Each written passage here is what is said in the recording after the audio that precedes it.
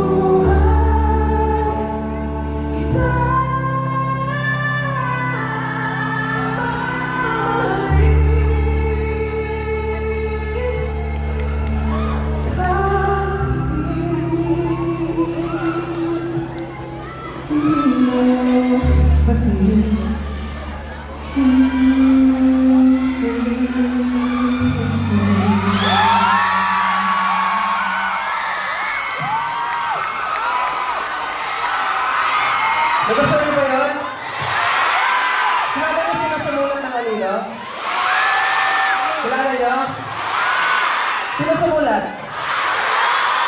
Yeah. Totoo po yun. Ang title po ng song na kinanta ko ay Anino. Isa po siya sa songs na kasama po sa aking EP na room nakakalabas lamang ito. Ngayon, hindi ngayon. I mean, ngayong buwan. Pero hindi ngayon. Matagal na. So, ito pong Anino na to ay isa sa mga kanta na talagang gusto at mahal na mahal kong kantahin. Dahil nakaka-relate ako talaga sa kanta na to. Sino yung mga nakaka-relate dito sa kantang Anino? Patingin, taas kamay, sino? Nakaka-relate kayo? Same, ako din. Pare-parehas pala tayo, okay? Anyways,